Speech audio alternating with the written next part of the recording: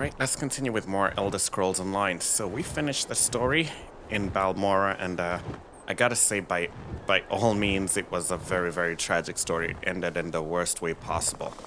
A lot of people died that really shouldn't have died. Okay, let's go through here. We got a skill point. Let's check our social. We do have mail, because we have those provisioners getting stuff for us every now and then.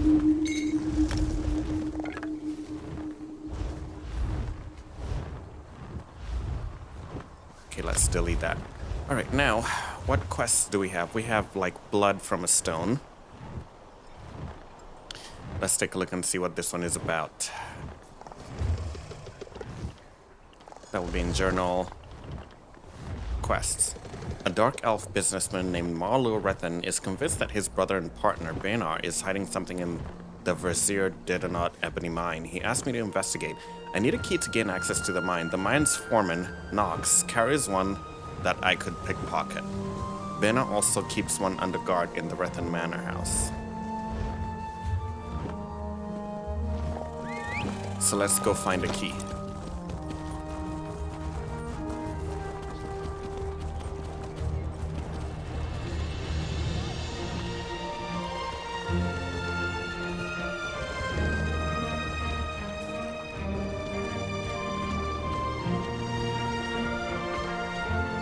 This is actually going to be harder to do.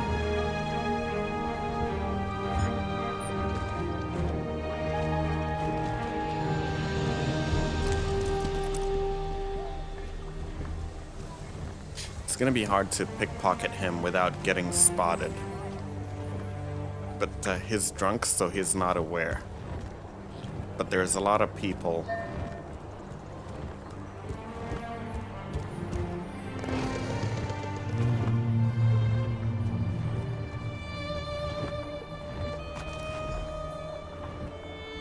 Good, we got them.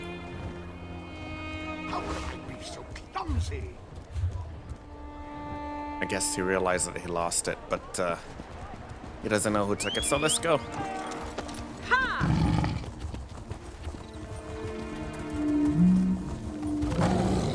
Oh, actually, before we ride off,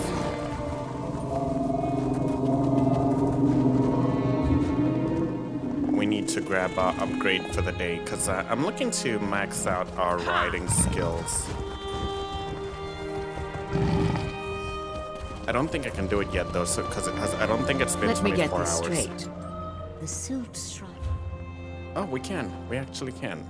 Oh, we can in 5 minutes.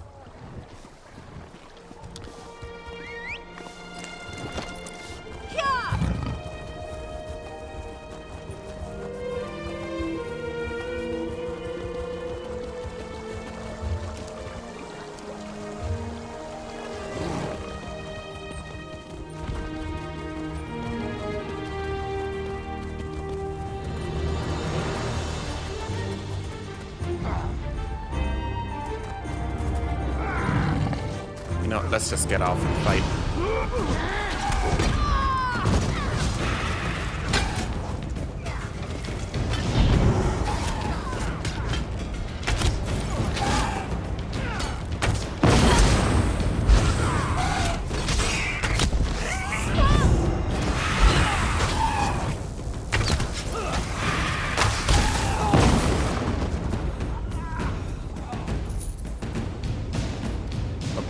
Let's go.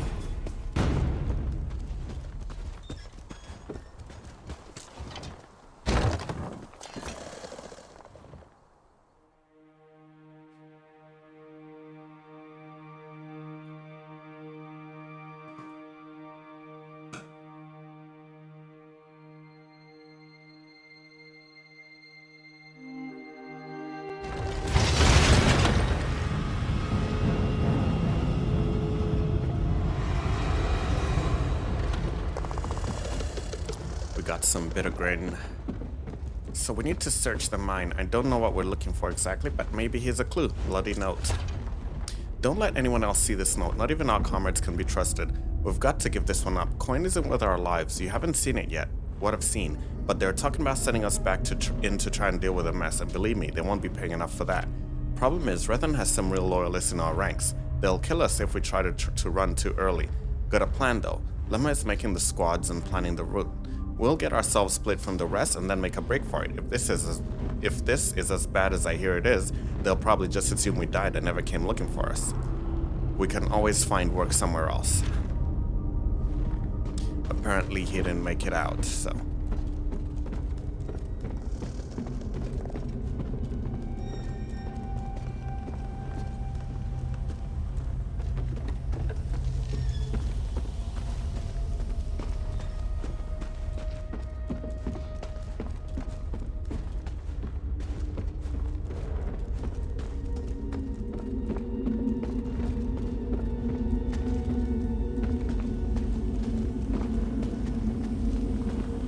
There's some green smoke down here. I wonder what it is. Wow.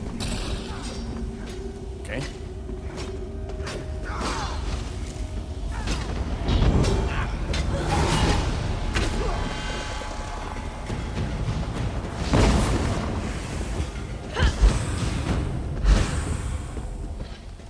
I wonder what this is.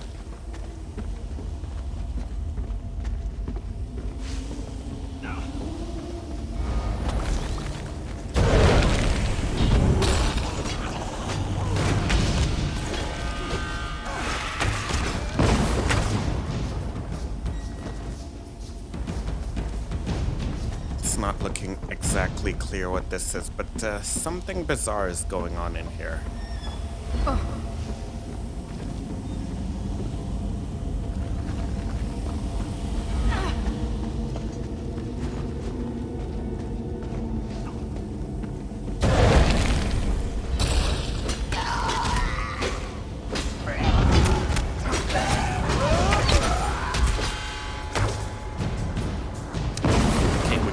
A miner's scrawled letter. Fingers frozen, turning black like ebon stone. If you find this message, send help. Can't feel anything. What were you guys doing down here?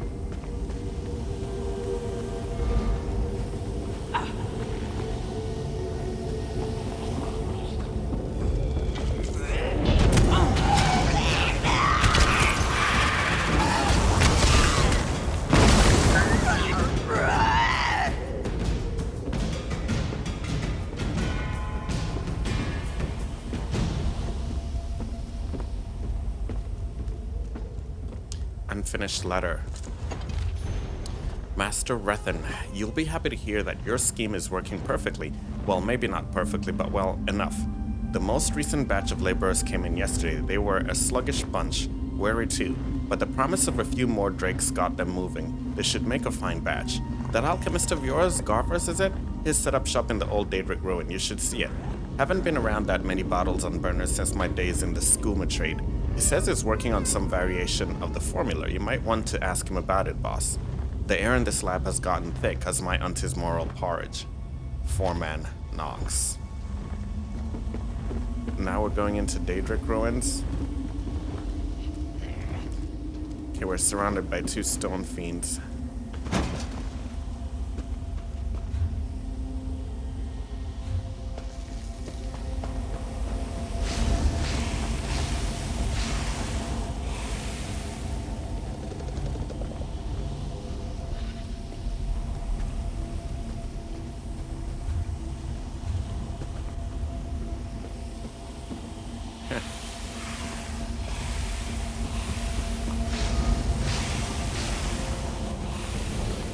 I hope you guys are running through just as I am.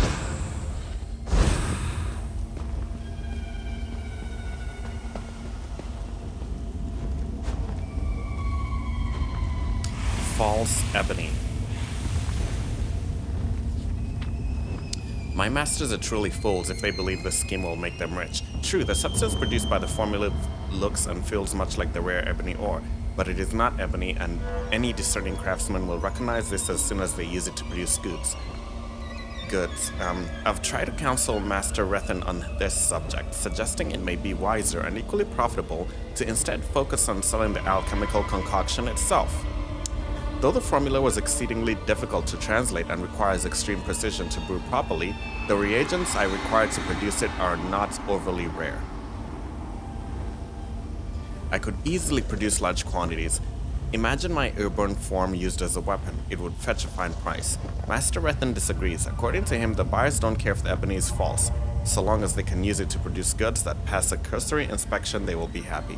Ebony is quite rare and difficult to come by. With us as the source, our buyers should be able to produce passable fakes, then close up shop before anyone discovers the deception. If a soldier dies on the battlefield because his ebony plate was not true, that's not money out of our buyers' pockets. Perhaps Master Retton is right. I often underestimate the crude avarice that drives so many of my race. As for me, I am content to study and work with such a brilliant formula. Perhaps one day I will find a truer application for it.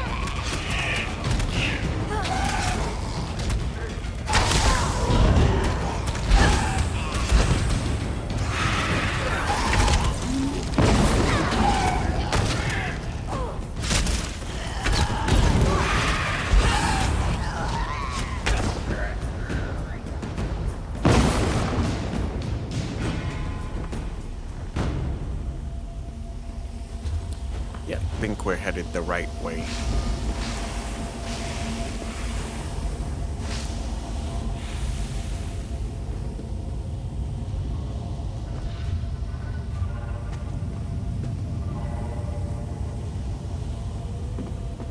Is this? Who is this? Not sure which Daedra this is.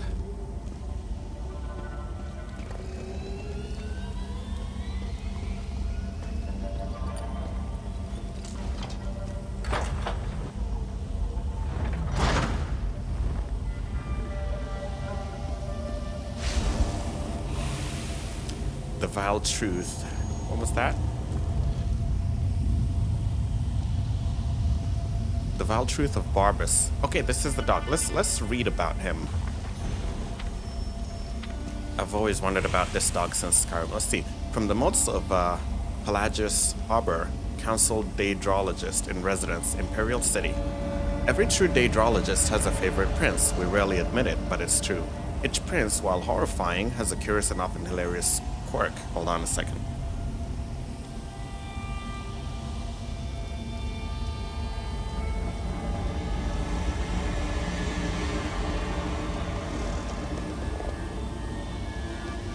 Alright, let's continue.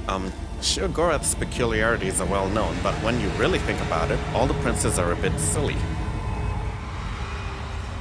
Person has the clumsy head of an ungulate. Sanguine is an invertebrate drunk. It's precisely these eccentricities that make the princes a source of endless fascination for Daedrologists such as myself. Unlike the stuffy and aloof Aedra, the princes suffer from the same neuroses, flaws, and childish fixations that trouble men and Mer. They are more like us than we care to admit. As for me, of all the Daedric princes, Clavicus Vile is my favorite, and it has everything to do with his loyal hound, Barbas. I've come to believe that Clavicus Vile is unique in that he exists in two persons. This is, of course, the subject of vigorous debate in Daedrological circles. Many of my confederates would argue that Barbas is merely a greater Daedric servant, no more linked to Vile than a horse is linked to its rider. But I urge you to consider the evidence. The first and most obvious proof of their consubstantiality is found in art. Crude, hand-carved idols dating back to the early Merethic era depict the masked figure of Clavicus Vile standing beside a large hound, as do ancient cave paintings. I have explored the width and breadth of Tamriel in search of Daedric oddities, and in all my travels, I have never found any depiction of Vile that does not include Barbas at his side. I've also read hundreds of first-hand accounts detailing encounters with the prince. Each of those accounts, without exception, features Barbas in some capacity. If we accept the premise that Clavicus Vile and Barbas are, at least in some sense, the same person, the natural question is why? Why would an entity possessing godlike power allow itself to be bifurcated, or whatever that means? I have a number of hypotheses, but my best guess is simply this: companionship. The life of a prince is one of near total isolation. Some princes like Hermes Mora and Nocturnal appear to revel in this solitude, but everything we know of Clavicus Vile indicates that he's a profoundly social being. His love of battering, his willingness to bestow wishes upon those that engage with him, his bewitching mask, each of these things point to a being that thrives on interaction, conversation, and play. A being so inclined would likely go mad without some companion to speak to, argue with, and complain about. One might even view it as a marriage of sorts, albeit an inverted one. Rather than two becoming one, as in the Pledge of Mara, one has become two, a paradoxical reversal of the Daedric ritual. But why a dog, you ask? I've puzzled over this for years. Again, I can offer little more than supposition. My best guess is that it has to do with the power roles. If Clavicus Val shared off a large share of his animus to create an equal, the two would plot and scheme against each other constantly. In creating a canine counterpart, Val ensures his position as master.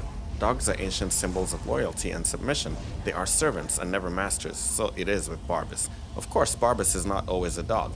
Like other Daedric princes, Barbas can present himself in a number of different forms. He has appeared as both man and mer, as animals, lesser Daedra, even inanimate objects. This ability to bend his shape but retain his fundamental animus is a power that no other Daedra never has been able to replicate, aside from princes, that is. Coincidence? I think not. We will likely never know Barbas' true nature with certainty, but the evidence points me to only one conclusion. Barbas and Clavicus Val are one in two forms. The master is also the servant. The handler is also the hound. It is a unique and fascinating paradox, the sort of mystery that makes Daedrology worth studying. I don't know if I necessarily agree with that. I don't know if I agree that it's two in one. They have different personalities. I don't know. We'll see. Test results. Subject K14 died of head trauma some hours after the mercenaries restrained her. Administered the formula, but transposition was not successful. This confirms my hypothesis. Blood pressure must remain consistent until the last possible moment. Death prior to infusion results in only partial transposition. This explains some of our previous failures. A powerful sedative could reduce premature death. Must conduct more trials. Subject R32. A perfect transposition. The drip methods seem much more effective in terms of yield and purity. Unfortunately, duration of the procedure has dramatically increased. Rate of output may be insufficient for sale. Must be faster. Subject S24. Converting the formula from a liquid to a vapor proved easier than expected. The results are promising. Subject exposed to vapor exhibited signs of transposition immediately. Unfortunately, the procedure drove the subject into a violent frenzy. Recommend sturdier restraints for future test subjects. Subject X24. Addendum. Subject remains alive despite complete transposition. Defies all existing scholarship and calculation. Violent and erratic behavior has increased significantly. Recommend we suspend experiments until this side effect is resolved. So, they are experimenting on people. I don't think we're gonna like that.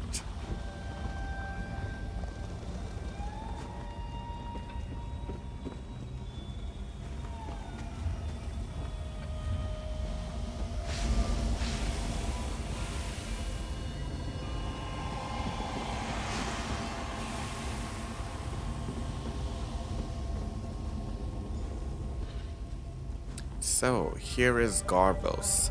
First, let's rummage through these bookshelves and see what we can learn. The Wood Elves of Valenwood.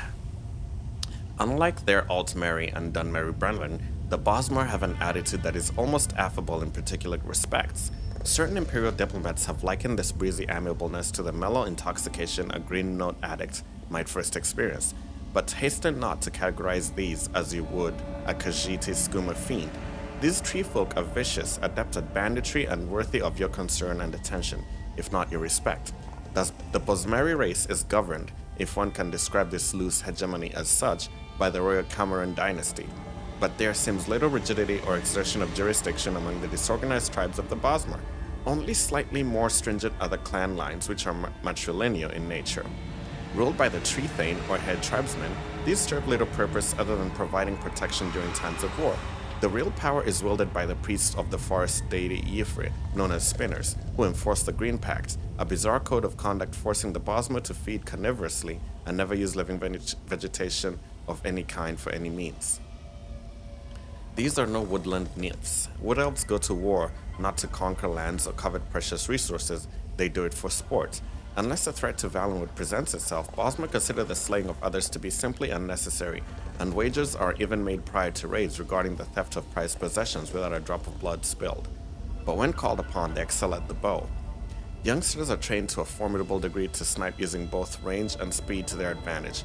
When you walk the woods near Arinthia, Hold your purse or satchel close and report Bosmer brigands to your local town watch.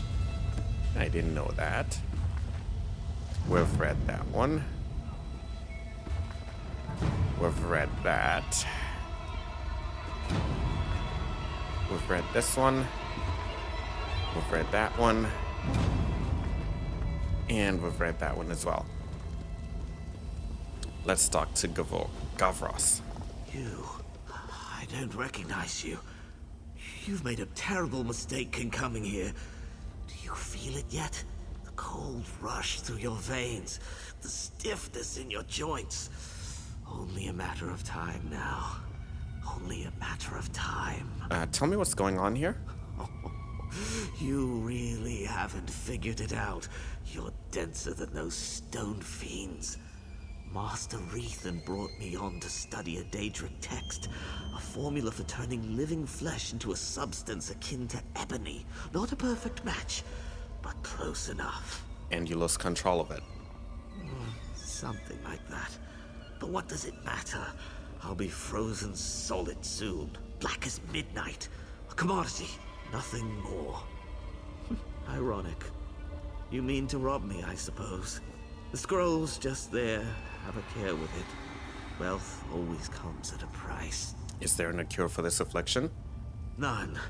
Well, none that I've discovered anyway. I speak modestly when I say that if there was a cure, I would have found it already. So you've given up? I guess I could squander my remaining hours searching for a remedy, but I'm an alchemist, a daedrologist. We don't trouble ourselves with things like hope. I leave that nonsense to priests and children, the mentally ill. First tell me why you would agree to this. What? Afflicting all these miners? Oh, spare me your crude moral outrage. They were wastrels, laborers that were too ignorant or too lazy to find work anywhere else. This is as meaningful a contribution as they were likely to make. So you have absolutely no remorse? None. I'd invite you to kill me, but given that I'll be dead soon anyway, it's hardly worth the effort. So how did you become afflicted? Why do you even care? Oh, fine.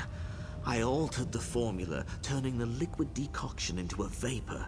It proved to be very effective. Unfortunately, it was nearly impossible to contain. Hence, this.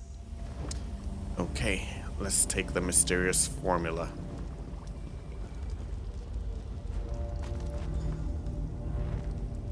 We need to talk to Retton.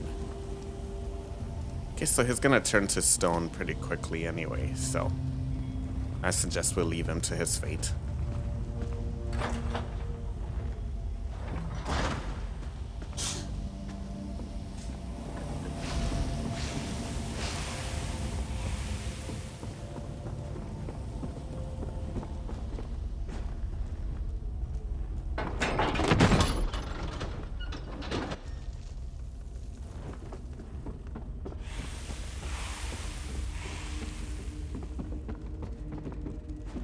Yeah, we've been through here before, so let's just keep moving.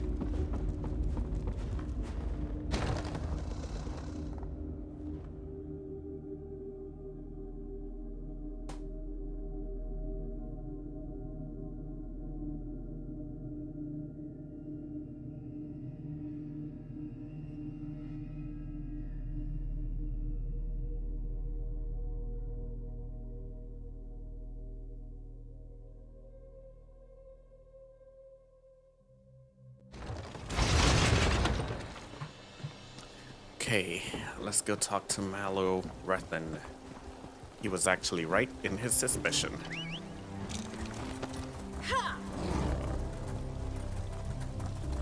And it's probably also been 5 minutes, so we can get our upgrade as well. Ah, I'm glad to see you made it back in one piece. So, what have you learned? Anything? Well, an alchemist named Gavros was turning miners into some kind of false ebony. What? Well, that sounds ghastly. To think that my own brother would be capable of such a thing. We must move quickly. Did you find any evidence? I'll need something concrete if I'm to convince the Hlalu trade barons to intercede. This is a Daedric formula that Gavros was using. Well done. I have a final task for you, if you're willing. I must take this to the trade baron, Councillor Riveth. He's staying at the Balmora Inn. Alas, Benna has many contacts in town.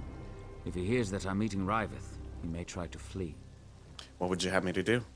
Travel to the Retton Manor House and detain Benna. Once I've explained matters to Riveth, he'll send Hlalu constables to collect my brother. After this, I'll ask nothing more of you. You have my word. Alright, you really had no idea that was going on in the mine? That the men I worked tirelessly to hire were being used as fodder for some vile experiment? Absolutely not. It's appalling. Why would I have sent you to discover what was going on if I already knew? You said you handled the hiring. Did you hire Gavros? Yes, I hired him at my brother's insistence. Something about valuable books and scrolls found in the shrine. We planned to sell them off once Gavros translated them. That's what I thought, anyway. Wait, Gavros is still alive? His dad, killed by his own formula. I see. That is unfortunate. But I suppose that's the risk you take when you start brewing foul decoctions and poisoning innocent miners. How long will you be meeting, with this councilman? Not long. He tends to be brusque. Once I've explained the situation, he'll waste no time bringing Benna in for questioning. It will be brief, I assure you. What do you think the council will do to Benna? They will punish him severely. He'll definitely lose his share of the estate and the ebony mine. He may even lose his life. In either case, I'll have to bear the weight of our family assets alone. Okay, you don't look too bothered by that. Okay, let's ride over there real quickly. Where's the next ox? Right over there. Let's ride over there and get our daily ride upgrade.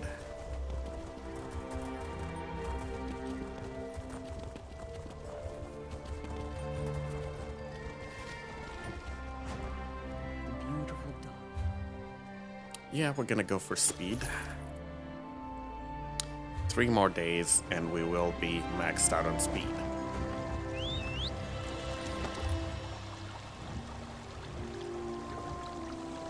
We need to go to Bennett Manor, which is right there. Okay, but before we do that, we're almost half an hour in. We're gonna take a quick break and we'll be back with more Elder Scrolls Online.